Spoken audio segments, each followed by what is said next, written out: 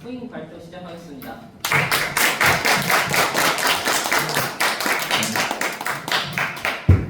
네, 안녕하세요. IT 발표를 시작하겠습니다. 저희는 인플루언서 성장 전략 컨설팅을 주제로 서비스를 하고 있습니다. 콘텐츠 목차는 4개의 챕터로 진행됩니다. 먼저 팀원 구성입니다. 발표를 하고 있는 저는 팀장 이호준이고, 그리고 팀원으로 윤성님, 금님, 아라님, 의원님이 있고 모두 다 기술스택 관계없이 개발하고 있습니다. 개요입니다.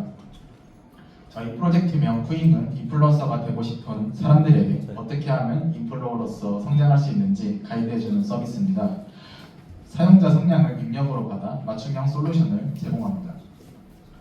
프로젝트를 기획하게 된 동기는 인플루언서에 관한 긍정적 인식이 증가하면서 인플루언서가 되고 싶은 사람들에게 LLM을 활용해서 기존 서비스보다 합리적인 가격으로 체계적인 가이드를 제공하기 위함입니다. 인플루언서 관련 시장을 조사했습니다. 기존 인플루언서들을 조사한 결과 주로 1만 명 이하가 대부분이었고 1에서 10만 명의 팔로워를 가진 인플루언서는 10만 명, 100만 명 이상은 500여 명 정도가 있었습니다. 성장 전략이 필요한 인플루언서들이 대부분인 것을 확인을 했고요. 그리고 인플루언서별 수입은 이 정도가 되는데 1만 명에서 5만 명 사이는 평균 268만 원, 그리고 100만 명 이상은 월 한 2천만 원 내면서 인플루언서로서의 직종이 꽤나 유망하다는 것을 알 수 있습니다. 그리고 현재 인플루언서 관련 마케팅을 제공하는 사이트들도 꽤나 시장이 활발한 것을 확인할 수 있습니다. 그리고 한국에서의 인플루언서 직종의 전망도 매우 유망합니다. 시장 조사 결과 국내 인플루언서 마케팅 시장은 현재 3억 8천만 달러 규모에서 27년에는 6억 달러 이상으로 성장할 전망입니다. 저희 서비스의 차별점을 위해 기존의 인플루언서 마케팅 시장의 MVP를 분석했습니다. 기존 서비스였던 블링과 레뷰는 주로 광고주와 인플루언서를 매칭하는 방식이었고 주로 어느 정도 인지도가 있는 인플루언서와 매칭이 이루어지기 때문에 예비 인플루언서 육성과는 거리가 멀다는 것을 파악했습니다. 저희 서비스의 차별점으로 인플루언서 육성에 초점을 맞췄습니다. 저희 부잉 서비스는 예비 인플루언서에게 성장 전략을 LLM으로 생성하여 서비스의 접근성을 높이고 경제적 부담을 줄입니다. 저희 서비스의 주요 기능으로는 LLM을 통해 성장 전략을 생성하고 사용자의 특성에 따라 롤모델 인플루언서를 추천합니다. 고객들이 꾸준하게 저희 서비스를 이용하도록 커뮤니티 및 대시보드, 키워드 분석 기능들을 넣었습니다. 저희 MVP는 다음과 같습니다. 사용자의 성향을 조사하여 그 사람만의 성장 전략을 도출하고 참고할 만한 인플루언서 추천을 통해 좀 더 구체적인 전략을 제공합니다. 그리고 이제 데이터에서 전략으로 전환하고 단순한 분석에 머무르지 않고 분석 결과를 바탕으로 이제 그 사용자만의 성장 전략을 제시를 합니다. 그리고 이제 저희가 주로 구독형 서비스로 이루어져 있는데 이를 위한 이제 커뮤니티 기능과 실시간 채팅 기능을 넣었고 그리고 이제 인플루언서의 성장 과정을 기록할 수 있는 블로그 기능 등을 통해서 목표를 지속적으로 관리할 수 있도록 제공합니다. 저희들의 이제 프로세스를 간략하게 보여드리겠습니다. 초기에는 이제 WBS를 활용하여 구체적인 계획을 설계했습니다. 하지만 소통 이슈로 이제 3주간 세웠던 기획이 이제 엎어지게 되었고, 그로 인해 이제 빠르게 서비스를 운영하기 위해서 애자일 방식을 채택했습니다. 저희는 노션 페이지를 활용해서 다양한 도메인에서 발생하는 이슈들을 빠르게 대응하였습니다. 노션에 올라온 이슈는 슬랙 그리고 지메일 등 다양한 협업줄과 연동이 돼서 빠르게 이슈를 확인하고 대응할 수 있었습니다.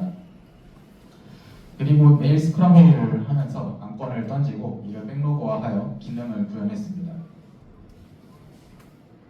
백로그를 통해 각자 어떤 기능을 진행 중인지 빠르게 파악하면서 이제 협업성을 좀 올릴 수 있었습니다. 그리고 코드 구성 단계에서는 다양한 요청에 강건하도록 DDD 구조를 적용했습니다. 예시는 백엔드와 프론트엔드의 DDD 구조를 보여주고 있습니다. 서비스 구현을 위해 이제 다음의 기술 스cript들을 사용했습니다. 백엔드에서는 장고와 패스트 API를 사용하였고 프론트엔드에서는 처음엔 뷰로 했는데 이제 이 SEO를 위해서 넉스트로 전환을 했습니다. 그리고 AI 코어에서는 이제 오픈 AI를 처음에 사용했다가 파인 튜닝을 진행하게 되면서 허깅 페이스나 그리고 올라마 등을 사용을 했습니다. 저희의 데이터베이스 이야기입니다. 중간 평가 때에 비해서 좀 테이블이 많이 생성된 것을 확인할 수 있습니다. 유저의 정보를 모으기 위해서 다음과 같은 설문지를 활용하였습니다. 현재 사진은 사용자 성향 조사를 위한 질문지 데이터베이스입니다. 다음은 유저들이 입력한 유저 답변에 대한 데이터베이스 내용들입니다. 예시는 한 명에 대한 답변들을 저장한 것을 확인할 수 있습니다. 그리고 저희가 저번에 사용했던 레그 데이터는 간단하게 테스트를 위한 데이터였고, 이번엔 조금 더 고도화를 진행했습니다. 사람 이름과 피처라는 메타데이터로 구분해서 레그 적용 시 더 잘 활용할 수 있도록 구조화했습니다. 그리고 인플루언서 정보를 담기 위한 레그용 데이터 프로세스를 구축했는데, 저희가 인플루언서 데이터 수집을 자동화하려고 시도를 했으나 나무위키를 서칭한 결과 실제 인플루언서에 대한 그 정보 자체가 없는 경우나 있더라도 활용할 데이터가 없는 경우가 좀 많이 있어서 이 부분은 결국 저희가 직접 검수를 해야 했습니다. 그래서 자동화 방식은 사용하지 못했고, 이전에 하던 대로 저희가 직접 나무위키를 서칭해서 인플루언서 100명의 데이터베이스를 수집할 수 있었습니다. 다음은 파인튜닝을 위한 데이터 수집 프로세스입니다. DB에 담긴 전처리가 된 유저 데이터를 꺼내서 LLM에 주어 Q&A로 이루어진 파인튜닝용 데이터셋을 생성했습니다. 그러나 저희는 파인튜닝 모델을 젠마2로 사용하기 때문에 포맷을 통일시키기 위해서 GPT가 아닌 젠마2에 유저 정보를 담아서 파인튜닝 데이터를 생성했습니다. 그리고 저희는 파인튜닝을 위한 데이터를 생성했습니다. 사진에서 왼쪽에 있는 원샷 프롬프트를 활용했고, 가운데에는 유저 정보, 오른쪽에는 생성 결과, 프롬프트에 유저 정보를 넣어서 생성된 답변이 오른쪽에 나오게 됩니다. 원샷 방식으로 예시를 주어서 프롬프트를 구성했고, 여기에 각 유저 정보를 입력으로 주어 유저에 대한 커스텀한 전략 데이터를 생성했습니다. 이렇게 저희는 24,000개의 파인튜닝 데이터를 확보해서 허깅페이스의 데이터셋을 저장했습니다. 그리고 이를 학습하는데 총 19시간 정도가 소요가 되었습니다.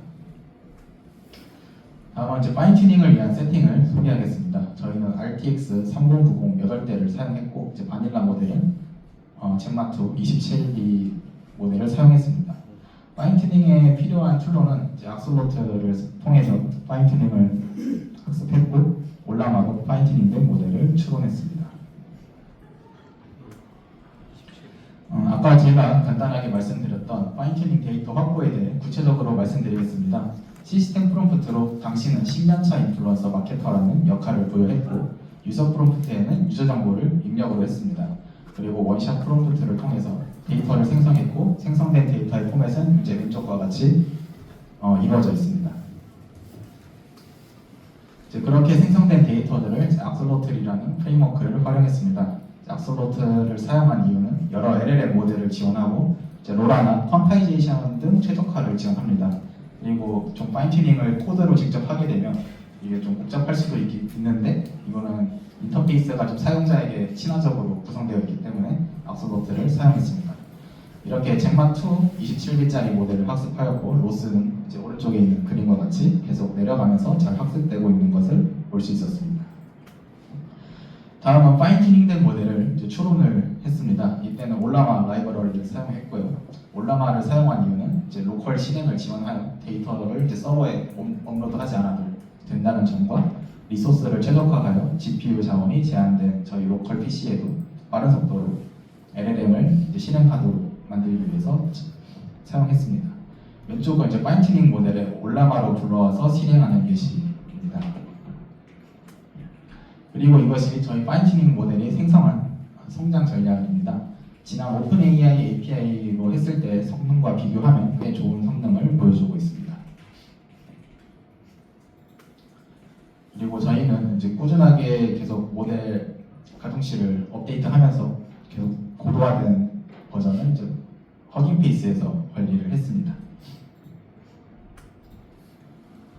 다음은 저희 서비스의 이용 과정을 설명드리겠습니다. 웹페이지에서 성능 조사를 하면 이 정보들이 데이터베이스에 들어가면 정제가 되게 되고, 그리고 정제된 데이터는 LLM의 키워드 형태로 전달됩니다.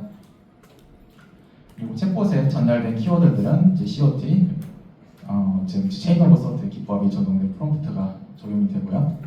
그리고 COT 기법을 적용해서 LLM의 생각을 이제 좀 전개함으로써 답변의 품질을 높였습니다. 일반적인 이제 프롬프트를 넣었을 때는 이제 다음과 같은 좀 단순한 결과가 나왔지만 COT를 적용하면 출력 포맷뿐만 아니라 그 퀄리티 자체가 높아진 것을 확인할 수 있습니다. 그리고 레그 결과입니다. 레그 적용 전후로 아래에 있는 프롬프트들을 똑같은 프롬프트를 입력으로 주었을 때 적용 전은 이제 픽벨리라는 인플루언서를 모르기 때문에 좀 뻔한 얘기만 생성하고 있지만 레그 적용 후 좀 타락헬창 등 좀 유명한 밈들을 잘 이해하면서 답변이 생성된 것을 확인할 수 있습니다. 그리고 저희의 서비스 시스템 아키텍처는 이제 다음과 같이 이루어져 있고 변화된 것은 없습니다. 다음은 이제 바닐라 모델과 고도화된 모델의 성능을 비교했습니다. 바닐라 모델일 때는 이제 성장 전략은 좀 뻔한 소리만 하고 있는 것을 확인할 수 있고 여기서 COT와 레그를 적용해서 답변의 포맷도 사용자 친화적으로 바뀌었고 답변의 퀄리티 또한 좋아졌습니다. 다음은 웹페이지의 상호작용을 플로우 차트로 도식화했습니다. 이전 때랑 비교하면 좀 다양한 기능들이 생성된 것을 확인할 수 있습니다. 그리고 저희는 웹서버에 피드백 페이지도 추가해서 유저의 피드백을 받고 적용하며 서비스를 개선했습니다. 다음과 같이 이런 파이프라인으로 유저 피드백을 받게 되고 이러한 조사 결과에 의해서 우리가 어떤 것을 먼저 개선해야 되는지 우선순위를 정하고 빠르게 개선했습니다. 그리고 이제 비즈니스 관점에서 얘기를 드리겠습니다. 비즈니스적 관점에서 구현된 내용들입니다. 저희는 비즈니스 모델을 구독형으로 하여 회원 등급에 따라 차별화된 서비스를 제공하고 있습니다. 비회원이라면 3회만 요청 가능하도록 하였고 일반 회원은 월 30회 요청 가능하도록 했습니다. 유료 회원에게는 기본 생성 결과에서 더 구체적인 답변을 적용하여 PDF로 만들어주는 서비스를 제공합니다. 저희는 초기 사용자를 확보하기 위해 다음과 같이 노력했습니다. 저희는 웹을 럭스트로 전환하면서 검색 엔진 최적화를 통해 검색 엔진 최상단에 왼쪽에 있는 것처럼 올라갈 수 있었으며 이런 전략을 통해 50명의 잠재 고객을 확보했습니다. 그리고 게시글 이벤트 및 추천 이벤트를 통해서 사용자들의 좀 인터랙션 유치 및 활동을 장려했습니다.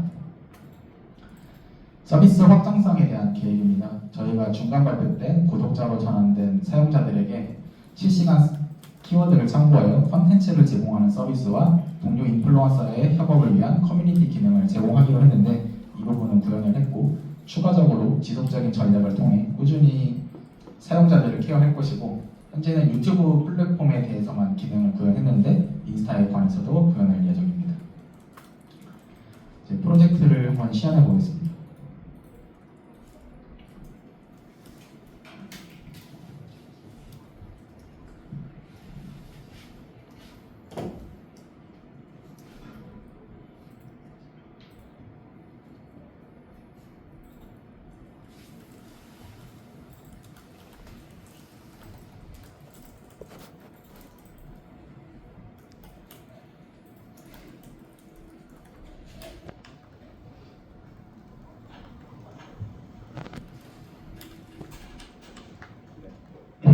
네, 이제 이렇게 저희 사이트로 들어가게 되었고요. 저희도 다른 팀과 마찬가지로 기존 이제 공인 IP가 아니라 DNS로 도메인 서버를 사서 이렇게 마이쿵이라는 사이트를 이용하고 있습니다. 먼저 로그인을 하게 되면은 소셜 로그인이 가능하게 되고요. 저는 구글로 로그인하겠습니다. 예전에 로그인을 해놨기 때문에 바로 이렇게 로그인이 가능해진 걸 확인할 수 있고 저는 관리자이기 때문에 이런 관리자 메뉴들을 사용할 수 있습니다. 먼저 마이 페이지에 들어가게 되면 구독권 그리고 성장 히스토리, 성장 블로그, 모델 정보, 성장 분석 요청 기록이 있습니다. 여기서는 저의 성장 분석 히스토리들을 확인할 수 있습니다. 이런 데 들어가면은 이제 이런 간단한 정보들이 있는 것을 확인할 수 있습니다. 그리고 여기 블로그에서도 이제 성장 블로그로 해서 내가 쓴 글들을 확인할 수 있고 몇 명이 나를 팔로우하고 팔로잉 했는지도 확인할 수 있습니다. 그래서 저희 이제 주요 서비스를 보여드리기 전에 이런 웹페이지도 여느 사이트에 못지않게 이쁘게 구성한 것을 볼 수 있고요. 이제 저희 MVP 기능을 이제 실행을 하겠습니다.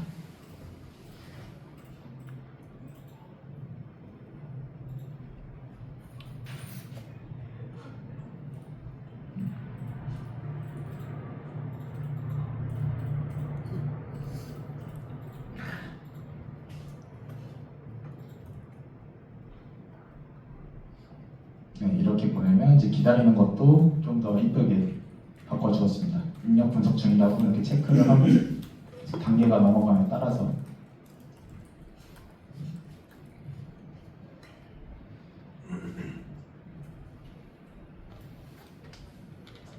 사람들이 이제 기다리는 것을 조금 더 지루하지 않도록 이제 바꿔주었습니다. 그래서 이렇게 요약이 나오게 되고 입력 요약을 이제 글로 예전에 했었는데 이걸 좀 더 포맷을 해서 보기 좋게 바꾸었습니다. 그래서 이때 좀 기억하실지는 모르겠지만 이런 장단점도 좀 뻔한 얘기가 아니라 예전보다는 그래도 조금 고도화됐다고 생각합니다.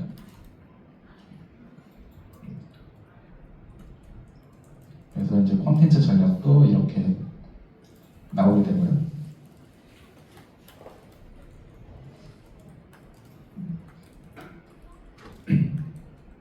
성장 로드맵도 이렇게 보여줬습니다. 여기까지가 이제 저희 MVP 기능이었고 이제 키워드 분석이라고 하면은 이렇게 뭐 요즘 뜨고 있는 이런 키워드들을 빠르게 확인할 수 있습니다. 뭐 이런 걸 하면은 이제 주술회전, 팬텀 퍼레이드가 치는 이런 유튜브 3위 영상들이 이제 나오게 되고요. 뭐 꼭 이런 것뿐만 아니라 아무거나 쳐도 나오게 됩니다. 그리고 이제 커뮤니티에서는 이렇게 다양하게 사람들이 이런 기능들을 할 수 있고 댓글들도 달 수 있습니다. 그리고 실시간 채팅 기능들을 통해서 뭐 정신 추천할 수도 있고 좀 다양하게 커뮤니케이션을 할 수 있습니다. 그리고 이렇게 블로그도 성장 블로그도 이렇게 보여주면서 그 인플루언서로 어떻게 성장해야 될지 서로 이제 소통할 수 있는 이제 창을 많이 만들었습니다. 그리고 이렇게 피드백 페이지를 통해서 이제 유저들의 피드백을 받았고 이제 관리자는 여기서 답변을 시각할 수 있습니다.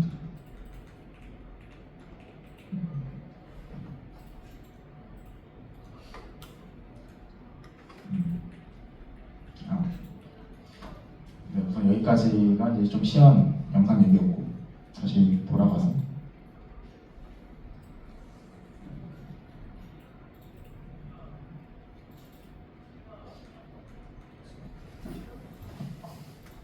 네, 이제 다시 돌아와서 이제 개인 파트 발표를 하겠습니다. 먼저 저에 대한 이제 발표를 하겠습니다. 저는 팀원으로서는 이제 LLM 그리고 AWS 인프라, 소켓통신, CI/CD를 맡아서 구현했습니다. 팀장으로서는 회의를 정리하면서 프로젝트를 관리하고 프로젝트를 진행하면서 팀원과 강사님, 멘토님, 매니저님 사이에서 소통을 중재하는 중간다리 역할을 했습니다. 먼저 LLM 파트에서 기여한 부분입니다. 바닐라 모델을 파인튜닝하기 위해서 다음과 같이 컨피그 파일을 통해서 어떻게 학습할 것인지 정의했습니다. 보시는 바와 같이 젠마2 27기 모델에 사비트 양자와 그리고 로라, 즉 퀴로라를 적용했습니다.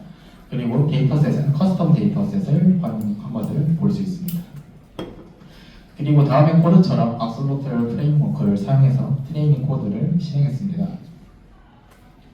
그렇게 학습된 모델의 성능을 개선하고자 원샷 프롬프트 그리고 COT 프롬프트와 레그를 사용했습니다. 이 과정을 명시적으로 엮기 위해서 랭체인을 사용했습니다. 저희가 로컬상에서 구현한 기능들을 배포 상황에서 구현하기 위해 AWS 인프라를 구성했습니다. AWS에서 이용한 서비스들은 왼쪽에 있는 서비스들을 이용했으며 단순히 기능 구현뿐만 아니라 MFA, 보안키나 통신 과정에서 생기는 보안 설정에도 꼼꼼히 신경 쓰며 인프라를 구성했습니다. 이렇게 한 결과 최종적으로 아래와 같이 포잉 서비스를 구성할 수 있었습니다. 저희가 구현한 코드를 편하게 공익 서버에 배포하기 위해 CI/CD 파이프라인을 구성했습니다. CI/CD를 위한 양 파일을 구성하여 어떤 방식으로 통합 배포할 것인지 설정했습니다. 설정한 대로 파이프라인을 실행하며 문제가 생기지 않는다면 해당 세팅으로 도커 이미지가 생성되며 AWS 상에 올려달라고 AWS 상에 있는 GitHub 액션으로 요청을 보냅니다. AWS 상에서 GitHub 액션을 실행하며 요청을 확인하여 도커 이미지를 실행하며 코드의 배포가 완료됩니다. 저희는 제한된 상황에서 LLM 추론을 효율적으로 하고자 소켓 통신 방식을 채택했습니다. LLM 추론을 AWS 상에서 구현하게 되면 인스턴스 메모리가 제한적이라 서버가 터질 수 있으며 연산을 위한 자원이 어마무시하게 발생하게 됩니다. 이를 방지하기 위해 AWS가 아닌 로컬 서버의 연산을 지원하도록 소켓 통신을 구성했습니다. 소켓 통신 자체는 강사님이 구현해 주셨고 저는 이 구현된 세팅에서 허가된 사람들만 LLM 연산을 사용할 수 있도록 LLM 인프라를 구성했습니다. 예시는 위와 같이 웹서버에서 사용자 입력이 들어오면 AWS의 패스트 API는 단순히 로컬 클라이언트에게 요청만 보내고 이에 대한 생성 전략은 AI 클라이언트에서 실행하는 것을 확인할 수 있습니다. 제 팀장으로서의 유한입니다. 사실 제 팀장을 제가 지원한 것은 이전 프로젝트 정도의 난이도를 고려하고 지원했으나 생각보다 소통 측면에서 많은 어려움이 있었습니다. 최종이다 보니까 좀 매니저님과 강사님, 멘토님이 원하는 바가 좀 뚜렷했고 저는 이것들을 정리해서 팀원들이 소화할 수 있도록 바꾸는 중간면의 역할을 했습니다. 네, 초기 3주간 기획했던 게 이제 수포로 돌아간 경험을 교훈 삼아서 매일매일 스크럼 회의를 통해 회의 내역을 문서화하였고 강사님, 멘토님, 매니저님들도 볼 수 있도록 관리했습니다. 그리고 회의 내역에서 나온 것들을 각 팀원들의 특성을 파악하여 특성이나 선호도에 맞는 업무를 부여했습니다. 저는 모두가 진행한 내용을 빠르게 팔로우업하고 이해한 내용들을 토대로 새로운 아젠다를 던지고 발표를 할 수 있었습니다. 프로젝트 진행 중에 어려웠던 점들입니다. 기술 관련해서는 기술 자체를 구현하는 것보다는 제한된 환경에서 다수의 요청을 고려하는 것이 어려웠습니다. 다수의 요청에 맞는 답변이 오도록 처리하는 비동기 처리, 다수의 요청을 수행할 수 있도록 자원을 효율적으로 관리하고 악의적인 요청에 대해서는 대응하는 것이 어려웠습니다. 세팅에는 어려움이 있었지만 강사님과 동기들의 빠른 이슈 공유를 통해서 해결할 수 있었습니다. 또 이제 저희는 이제 아무런 이슈가 없어서 뭐 당연하다 생각했지만 이제 막상 다른 팀에서 보안 이슈도 $2,000가 사용된 것을 보고 보안의 중요성을 느꼈습니다. 그리고 프로젝트 운영 관련해서는 모두의 의견을 고려하는 것이 좀 어려웠고 이로 인해 좀 3주 동안 기획했던 게 또 수포로 돌아갔지만 그만큼 빠르게 그리고 매일매일 회의하면서 의견을 빠르게 맞추고 회의록을 문서화하여 모두가 빠르게 파악할 수 있게끔 변경했습니다. 그리고 강사님 덕분으로 구조화된 협업툴과 협업 규칙을 지정하면서 소통 문제를 해결할 수 있었습니다. 단순 기술 구현뿐만 아니라 이거 제 소감인데 제 소감은 이제 단순 기술 구현뿐만 아니라 불특정 다수에게 이제 서비스를 하는 것은 완벽하게 이제 난이도가 다름을 느꼈습니다. 이제 불특정 다수에게 서비스를 배포하려면 보다 완벽하게 생각을 해야 되고 그리고 강건해야 되고 그리고 빠르게 구현해야 된다는 필요성을 느꼈습니다. 매일매일 이제 새로운 이슈에 대해서 이제 아이디어를 적용하는 게 좀 빠듯했지만 협업 툴이 진짜 구조화가 잘 돼 있어서 생산성이 좋았음을 느낄 수 있었고 팀장으로서 그리고 개인의 특성을 고려하여 맞는 일을 배분하는 것이 생산성과 결과에 영향을 끼치는 것을 알 수 있었습니다. 네, 다음은 윤선님이 발표해 주겠습니다.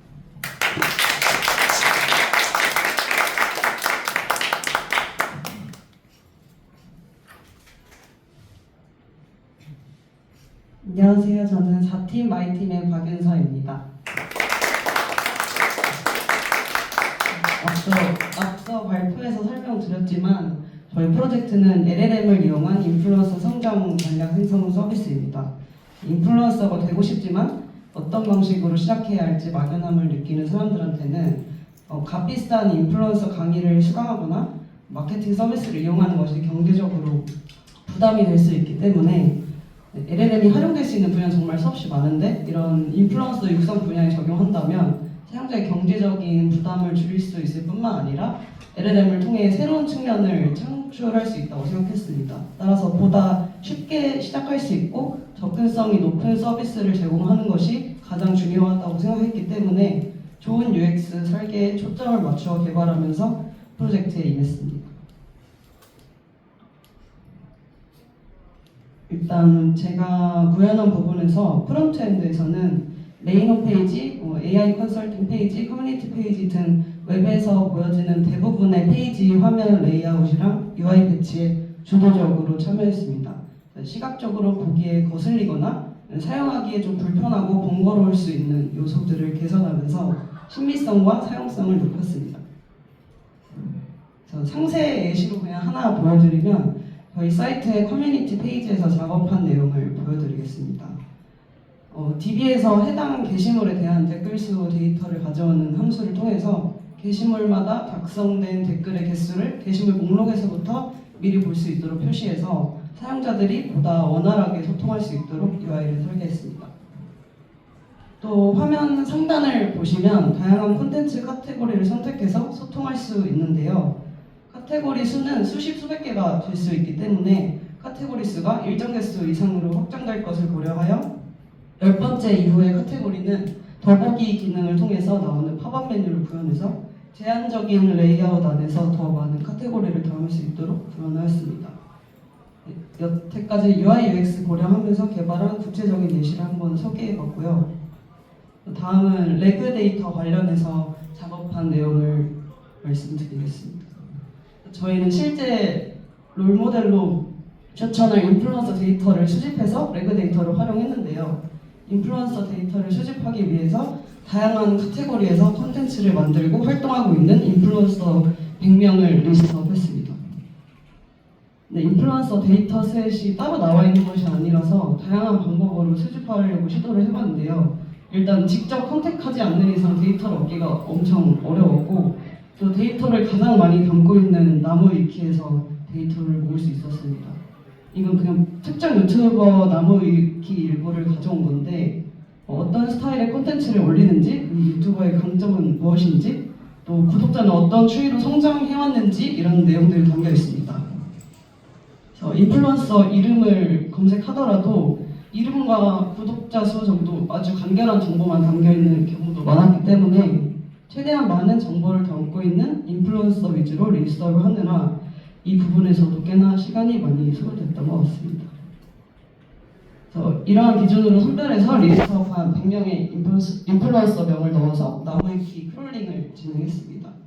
나무위키는 API를 따로 제공하지는 않지만 저 위에 보듯이 도메인 형식이 정해져 있어서 뷰티풀 숲으로 인플루언서 명맛을 URL에 넣어서 데이터를 수집할 수 있었습니다.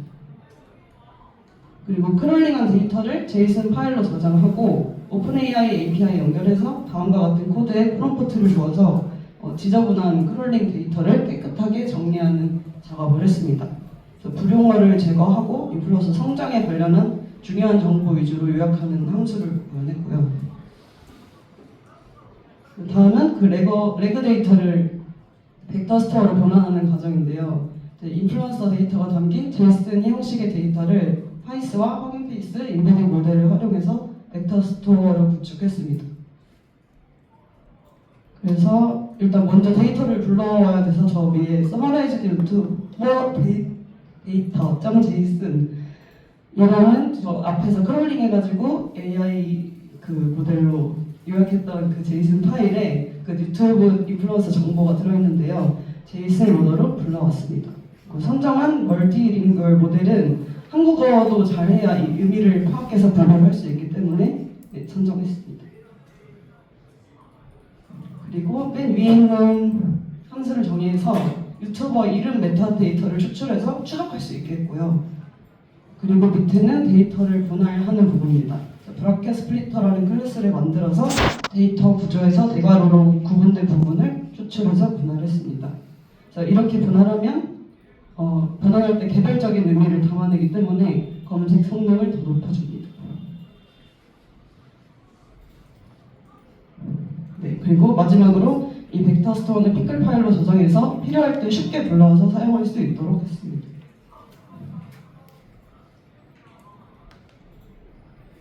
그리고 벡터 스토어를 이렇게 저장을 했으면 로컬에서 구동되는 LLM을 활용해서 맞춤형 인플루언서 성장 전략을 자동으로 생성하는 파트를 설명해드리겠습니다. 로컬에서 돌리는 거랑 아까 그것을 27B 이런 건 못 썼고 9B 모델을 사용했는데요. 여러 가지 모델 성능을 비교해 봤을 때 가장 적합하다고 판단해서 선정했습니다. 그래서 예를 들면 20대 남성 운동 유튜버를 찾고자 할 때 운동 남성 인플루언서라는 쿼리를 벡터 스토어에 보내면 그 파이스가 벡터 간 유사도를 빠르게 계산해서 0.7이란 값이 70% 이상의 유사도를 보이는 인플루언서를 검색하여 추천하도록 했습니다. 그리고 왼쪽 함수는 어떤 포맷으로 전략을 뽑아줄지에 대한 가이드라인을 형성해주는 함수고요. 그리고 오른쪽 함수는 구체적인 사용자 정보가 포함된 입력 메시지를 생성해서 얘네 두 가지 메시지가 둘 다 LLM한테 전달되고 이걸 기반으로 상세한 전략을 구성하게 됩니다. 그리고 마지막으로 백엔드 관련해서 작업한 부분을 말씀드리려고 하는데요. 저희가 중간 평가까지는 시간상 이슈로 서비스가 일단 돌아가게만 하자에 집중을 했기 때문에 프론트에서 사용자가 요청을 보내면 사용자가 어떤 사용자인지 확인하지 않고 바로 페스트 API로 요청이 가서 LLM 생성 결과를 반환하도록 구현이 돼 있었는데요. 그 부분을 계산해서 프론트에서 장고로 유저 토큰 확인 요청을 보내고 장고에서 유저 토큰 확인을 통해서 검증된 사용자라는 것이 한번 걸러지면 AI 요청을 보내는 방식으로 개선되었습니다. 저는 이 전체 흐름에 추가된 장고랑 페스트 API 통신을 세팅했습니다. 작아서 안 보이시겠지만 저 밑에 AI 클라이언트에서 생성한 전략 결과랑 요청 때 같이 전달받았던 유저 토큰을 함께 묶어서 페스트 API를 보내는데요. 이렇게 함께 보내는 이유는 요청을 보낸 특정 사용자한테 다시 그 요청 결과를 알맞게 매칭해서 보내주기 위함이고요. 그리고 밑에는 페스트 API에서 D장고로 결과를 보내서 DB에 저장된 결과입니다. 그래서 이렇게 생성 결과를 DB에 남겨서 사용자가 여러 번 요청을 보내도 아까 과거의 생성 결과를 다시 확인할 수 있는 시스템으로 활용할 수 있습니다. 네, 소감은 네.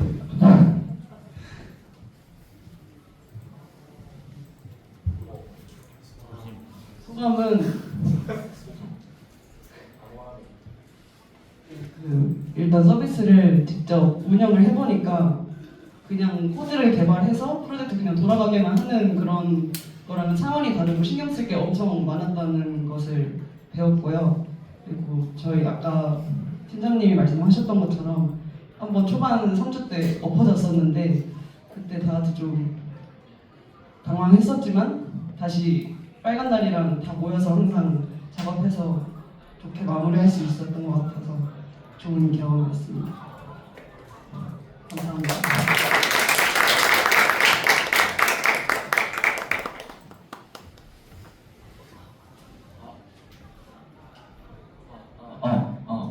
네, 안녕하세요. 저는 쿠잉팀의 이근입니다.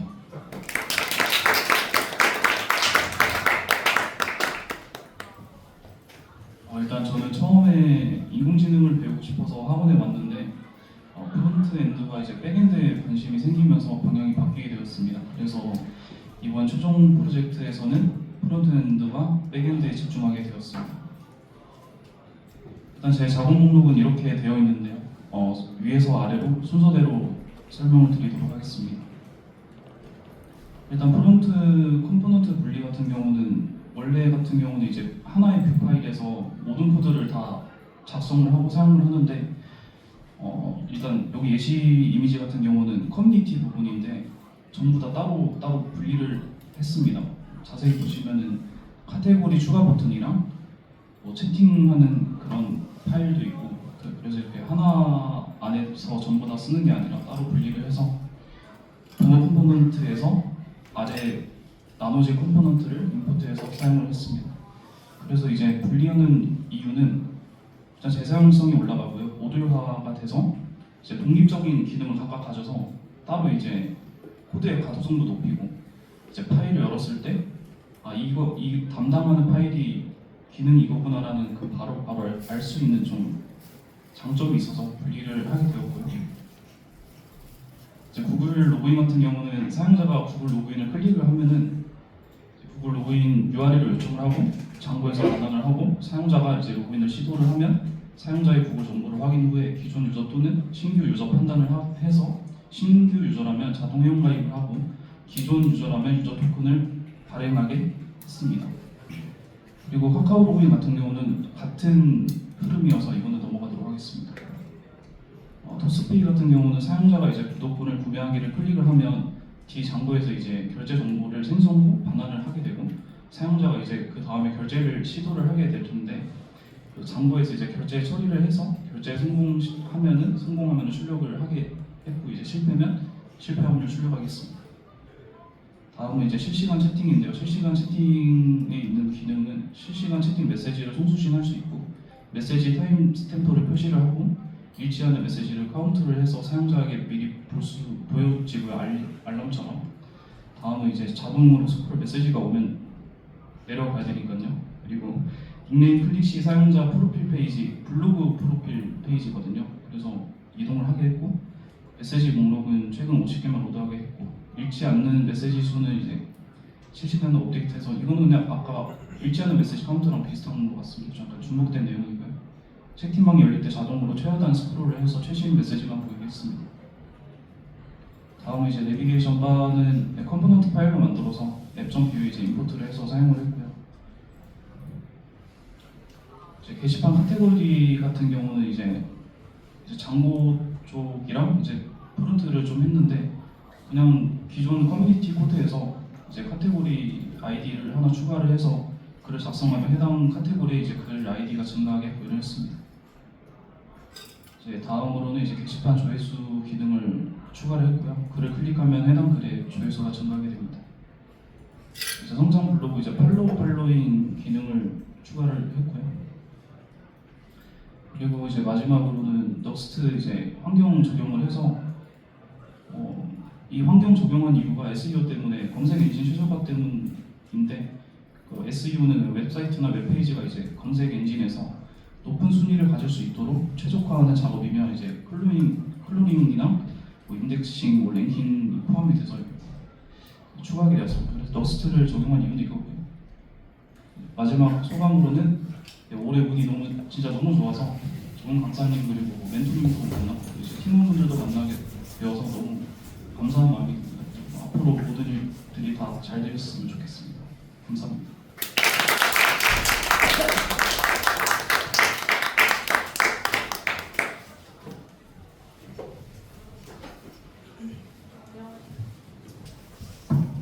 안녕하세요. 저는 팀 쿠잉팀의 정아람입니다.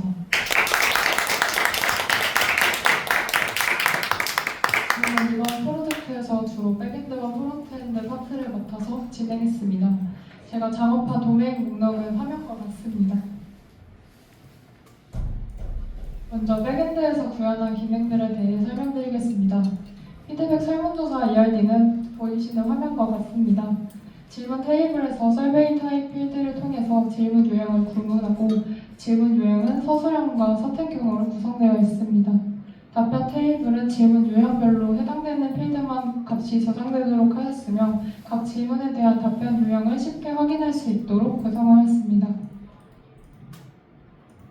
다음으로 사용자의 성장 블로그 글 작성을 지원하기 위해서 스마트 콘텐츠라는 도메인을 설계했습니다. 화면에 보이는 코드는 스마트 콘텐츠에서 구현한 주요 기능 중 일부의 코드입니다. 사용자가 콘텐츠를 생성할 때 제목과 닉네임 등의 기본 정보를 입력하면 스마트 콘텐츠 객체가 먼저 생성됩니다. 이후 사용자가 추가한 텍스트와 이미지 항목들은 각각 스마트 텍스트와 스마트 이미지 객체로 저장됩니다. 각 항목은 시퀀스 번호에 따라 정렬될 수 있도록 구현하였고 이를 통해 콘텐츠 내에서 텍스트와 이미지가 올바른 순서로 표시될 수 있도록 구현하였습니다. 또한 스마트 콘텐츠와 스마트 텍스트, 스마트 이미지 테이블은 1대4 관계로 설계하여 하나의 콘텐츠에 다양한 유형의 항목을 유연하게 추가할 수 있도록 구현하였습니다. 콘텐츠 리스트 조회 시에는 장고의 페이지네이터 클래스를 사용하여 페이지네이션을 적용하였습니다. 이를 통해 모든 데이터를 한 번에 불러오는 대신 필요한 데이터만 요청할 수 있도록 구현하였습니다. 다음은 커뮤니티 댓글 도메인입니다. 댓글의 등록, 조회, 수정, 삭제 기능을 구현하였습니다. 각 댓글은 고유한 ID 값을 가지며 댓글은 헤런츠 아이디를 통해 부모 댓글과 연결되도록 구성하였습니다. 그래서 세상의 댓글은 헤런츠 아이디가 없는 것을 볼 수 있고 답글이라면 부모 댓글의 아이디로 연결되는 것을 확인할 수 있습니다. 다음으로 유저 프로필 도메인에서는 어카운트 도메인에 있었던 프로필 도메인을 따로 분리시키고 프로필 조회 기능을 구현하였습니다. 이를 통해 사용자가 자신의 프로필 정보를 독립적으로 관리하고 조회할 수 있도록 하였습니다. 또한 사용자가 성장 블로그 글에 좋아요를 누를 때마다 해당 글에 좋아할 수가 저장되며 다시 좋아요를 누르면 해당 좋아요가 삭제되는 기능을 구현하였습니다. 다음은 프론트엔드에서 작업한 내용입니다. 앞서 설명드렸던 백엔드와 같은 도메인에서 기능을 구현하였습니다. 먼저 피드백 설문 등록 페이지와 사용자 피드백 페이지를 만들었고 설문 등록 시 질문마다 필수 질문 여부를 지정하여 사용자가 필수 질문에 답변하지 않고 제출하기 버튼을 클릭한다면 해당 질문으로 이동하여 에러 메시지를 띄울 수 있도록 하였습니다. 커뮤니티 게시글 페이지 댓글 UI입니다. 각 게시글마다 사용자가 댓글을 작성할 수 있고 댓글 버튼을 누르면 해당 댓글에 대한 답글도 작성할 수 있게 구현하였습니다. 댓글 수정 및 삭제는 작성자만 가능하게 하기 위해서 본인이 작성한 댓글과 답글에만 버튼이 보일 수 있도록 구현하였습니다. 다음은 성장 블로그에서 사용자가 업로드한 이미지를 AWS에서 제공하는 S3를 이용하여 관리하였습니다. 사용자가 이미지 파일을 업로드하면 해당 이미지를 AWS S3 버킷에 업로드하여 저장하고 생성된 이미지 URL을 백엔드 서버에 전송하여 데이터베이스에 저장될 수 있도록 구현했습니다.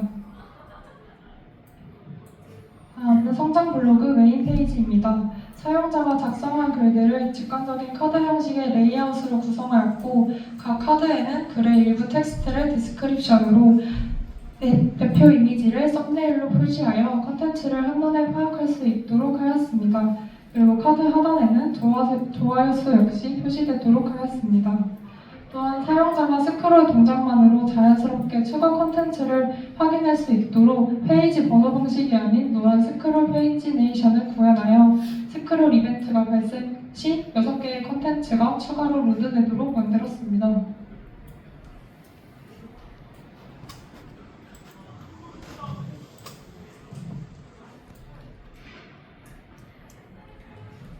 성장 블로그 리드 페이지에서 좋아요 버튼을 클릭할 수 있게 만들었습니다. 마지막으로 사용자의 닉네임 변경 기능을 구현했습니다. 마이 페이지의 내 정보에서 사용자가 닉네임을 변경할 수 있으며 닉네임 변경 시 중복 방서를 통해 이미 사용 중인 닉네임이거나 현재 본인이 사용 중인 닉네임으로는 변경할 수 없도록 하였습니다. 닉네임이 변경되면 커뮤니티의 실시간 채팅과 사용자가 작성한 글의 닉네임도 자동으로 업데이트 될 수 있도록 구현하였습니다. 이번 프로젝트를 통해서 실제 서비스를 개발하고 배포하고 서비스를 직접 사용해보면서 어떤 기능들이 더 필요할지 고민하게 되고 수정이 필요한 부분들을 찾아내는 과정을 통해 사용자 중심의 개발이 중요하다는 것도 깨닫게 되었습니다. 또한 백엔드 개발 과정에 있어서 데이터베이스 설계의 중요성 또한 느낄 수 있었습니다.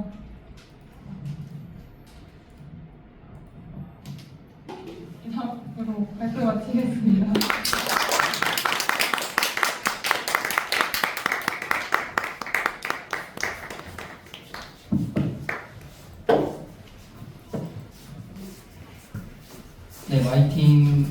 정의헌입니다. 저는 기본적으로 백엔드를 메인으로 작업을 했고 이후에 일부 프론트 작업과 그리고 초기 챗봇 모델링 작업 그리고 아주 조금이 AI 클라이언트 테스트 API 작업에 참여했습니다. 이제 왼쪽은 제가 작업한 도메인 목록입니다. 유사한 도메인끼리 묶어서 간략하게 설명드리겠습니다.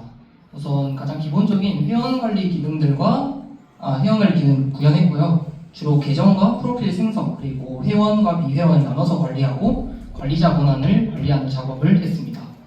커뮤니티 서비스에서 이제 글 또는 채팅을 작성할 때 사용자의 익명성을 지켜주기 위해서 본명이 아닌 닉네임을 사용하게 했는데 이제 사용자가 닉네임을 수정을 해도 계속 바뀐다고 하더라도 이제 관리자 입장에서는 이 작성자가 누군지 편리하게 알 수 있어야 하기 때문에 SNS 로그인하는 당시에 불러오는 이름은 이제 네임으로 저장을 하고 랜덤으로 게스트라는 글자와 10자리 랜덤 숫자로 구성된 닉네임이 생성되게 만들었습니다. 또한 이제 비회원도 저희 서비스를 최초로 이제 1회 사용하게 운영을 할 생각이었는데 이제 비회원이 요청이 들어왔을 때 누구 요청인지 파악할 수 있어야 되기 때문에 웹에 접속한 모든 사람에게 이제 기본적으로 게스트 토큰을 부여를 하고 만약 이 사람이 로그인을 하거나 회원이 된다면 이제 유저 토큰을 부여를 하는 방식으로 설계를 했습니다. 게스트 토큰 같은 경우에는 이제 식별자로 IP 주소가 들어가게 되고 유저는 이제 어카운트 아이디가 들어가게 됩니다. 이제 이 값이 저희 나중에 서비스를 요청할 때 테이블에 저장이 되어서 누가 보낸 요청인지 확인할 수 있게 설계를 했습니다. 또 이제 저희가 여러 부가 서비스를 운영하면서 회원과 비회원 그리고 또 관리자가 사용할 수 있는 기능이 전부 다 분리되어 있습니다. 그래서 이 권한을 다 확인할 수 있도록 이제 스테이트를 구성을 하고 각 기능에 부여를 했습니다. 이제 설문조사 같은 경우에는 좀 DB 설계에 시간이 좀 많이 들어갔는데 이제 결국 강사님께서 구현해주신 부분을 이제 차용을 했습니다. 그리고 설문과 질문을 만들고 선택지로는 이제 커스텀, 오지선다 그리고 예, 아니오, 이 불선택지를 할 수 있게 구성을 했고 마지막으로 답변 테이블도 추가를 해서 완성했습니다. 입력받은 답변 저장하고 이제 관리자 입장에서 사용자의 답변을 확인하고 분석할 수 있어야 되기 때문에 필터링해서 출력하는 기능하고 이제 사진에서 보이듯이 구글 폼 형식처럼 시각화해서 출력하는 페이지도 만들었습니다. 이제 저희 메인 서비스인 유저 분석 기능입니다. DB 구조 자체가 이제 설문조사랑 굉장히 유사하긴 한데 이제 설문조사는 이제 요청을 보낸 당사자가 누군지 정확하게 파악을 할 필요까지는 없지만 이제 유저 분석은 한 유저가 여러 번 요청을 보낼 수도 있고 누가 보낸 답변인지가 매우 중요하기 때문에 이제 그리고 패스트 API를 통해 이제 데이터를 전송을 할 때도 이제 요청 단위로 관리를 하면은 좀 더 쉽겠다 생각을 해서 리퀘스트의 도메인들 아니지 NDT를 추가를 해서 다루었습니다. 만약 이제 비회원이 요청을 보냈을 때 동일한 IP로 들어온 요청이 이미 존재를 한다면 이제 거부하는 방식으로 해서 최초 1회만 가능하게 만들었고요. 이제 현 시점에서 이제 구현된 방식으로 하면 같은 IP 주소라고 하면은 이제 다른 사람이 보냈다라고 하더라도 이제 같은 장소에서 보낸다면은 겹치는 문제가 있긴 한데 현 시점에서 이제 비회원을 특정할 수 있는 방법이 IP 주소밖에 떠오르지가 않아서 이렇게 구현을 해두었습니다. 또 가장 기본적으로 CRUD 기능은 전부 다 구현을 해서 만들었고 이 유저 분석 기능 역시 시각화가 가능하게 되어 있습니다.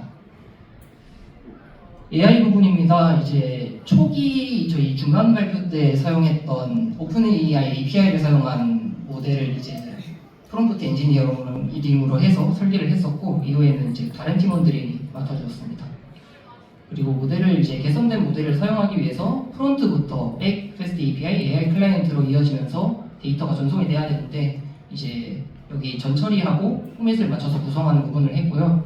또 다시 역순으로 생성된 전략을 불러와서 DB에 저장을 하고 프론트에 출력하는 기능까지 구현을 했습니다.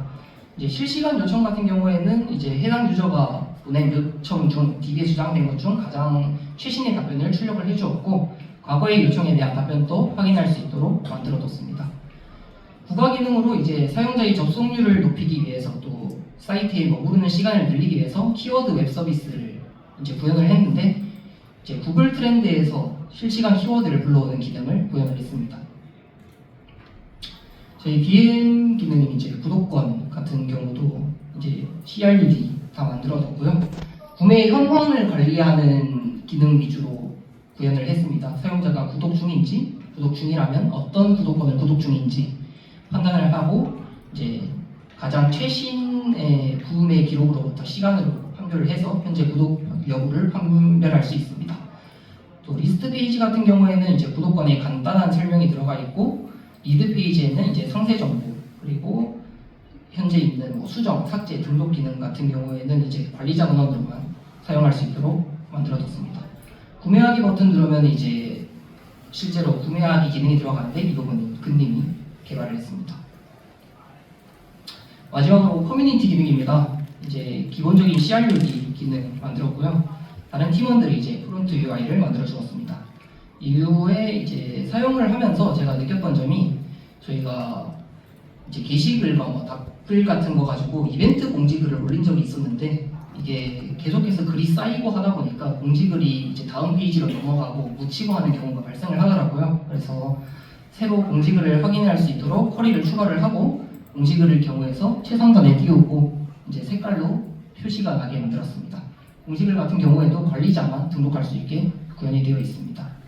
또 오른쪽 상단에 보이는 이제 검색 기능, 제목, 내용, 닉네임을 가지고 검색하는 기능을 만들었고요. 이제 안에 있는 텍스트 중 일부만 포함이 되어도 검색할 수 있도록 만들어졌습니다. 네, 전체적인 소감입니다. 이제 저희가 서비스가 기획 단계에서 한번 엎어진 부분을 모두 다 알고 있기 때문에 소통의 중요성을 다시 한번 체감했고요. 그 이후에 이제 기획을 다시 짜는 과정에서 사실 되게 구체적인 MVP를 자꾸 설계를 하라고 하셔서 당장 개발부터 하고 싶은데 여기서 좀 불편함이 있었는데 나중에 생각을 해보니까 구체적으로 계획을 해두니까 죄송합니다. 구체적으로 계획을 해두니까 좀 개발이 방향성도 명확해지고 시간 분배하는 것도 편해지고 개발 능률도 올라가는 것 같은 체감을 느껴서 기획의 중요성을 한 번 더 느낀 것 같습니다. 또 작업 분배 부분에서도 이제 팀원들이 각자 맡은 파트에 되게 열심적으로 해주었고 이제 제가 어떤 파트를 해도 남은 부분을 이제 다른 팀원들이 맡아서 해주고 이것이 되게 유기적으로 잘 연동이 되어가지고 업무에 제 맡은 부분에만 매진해가지고 작업을 끝낼 수 있었던 것 같습니다. 이제 저도 사실 전공자가 아니기도 하고 반년 전까지만 해도 개발에 대해서 하나도 몰랐는데 이제는 대충 기획만 봐도 뭐 어떤 식으로 개발을 해야 될지 대충은 이제 이해를 하고 판단할 수 있는 능력까지는 배웠던 것 같습니다. 그래서 많은 것을 배웠던 것 같고 성장한 것 같지만 아무래도 이번 프로젝트는 이제 시간적인 아쉬움이 제일 크게 남는 것 같습니다. 네.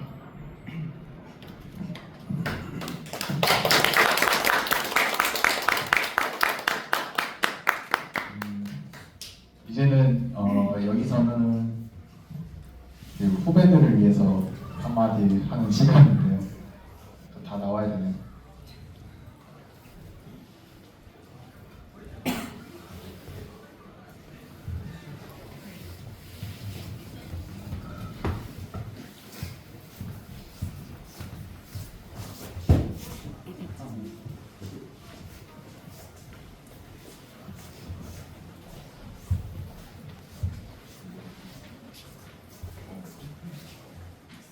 네, 그러면 저부터 발표하겠습니다. 저는 뭐 이미 석사까지 하고 여기 왔지만 저도 상반기에 좀 취업 시장을 많이 두드려 보면서 생각보다 연구에 대해서는 그렇게 크게 중요하게 생각하진 않았던 것 같습니다. 많이 물어봤던 게 프로젝트 경험, 이제 즉 서비스를 해봤냐 이런 걸 많이 물어봤는데 확실히 그런 건 연구실에서는 잘 접할 수 없었기 때문에 좀 그런 경험이 부족해서 여기로 오게 되었고 좀 뭐 다양한 강사님들이 있지만 저희는 그래도 운 좋게도 이상훈 강사님을 만나면서 좀 서비스에 대한 마인드를 많이 기를 수 있었습니다. 그러면서 이제 제가 든 생각은 이제 뭐 후배 있으니까 저 8기 분들은 이제 같은 강사님을 만나게 되니까 한마디 해주자면 사실 모든 건 다 여건이 마련되어 있기 때문에 그냥 너만 열심히 하면 된다 라는 말을 해주고 싶습니다. 네, 여기까지입니다.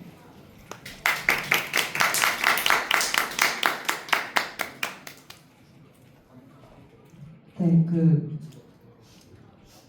프로젝트를 하고 싶은 프로젝트를 좋은 동기들과 강사님과 이렇게 만나서 할 수 있는 좋은 기회라고 생각해서 이 기회를 잘 활용해서 프로젝트마다 최선을 다하면 좋은 포트폴리오가 나올 거라 생각하고 네, 말 그대로 강사님의 알려주시는 내용들이 많이 어렵긴 하지만 열심히 하면 따라가실 수 있을 거라 생각합니다. 화이팅!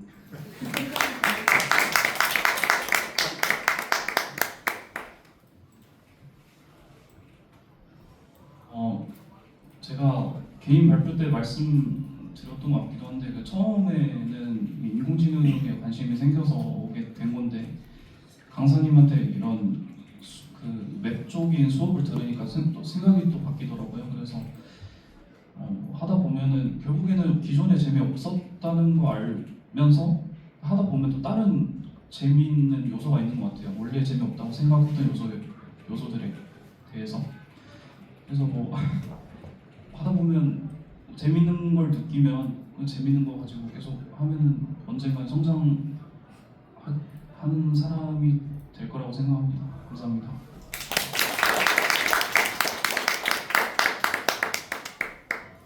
저도 이번에 코딩을 처음 배우게 되면서 많이 어려웠던 부분도 많았는데 강사님이 알려주시는 그 수업을 그대로 하다 보면 많은 6개월이 지나고 나면 많이 배울 수 있을 거라고 생각합니다. 파이팅 하십시오. 네,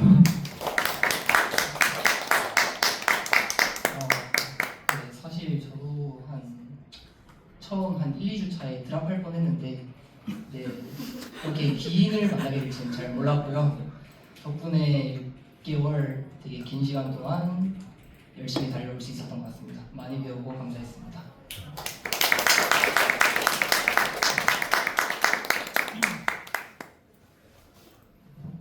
네, 여기까지 마이팅 발표였습니다.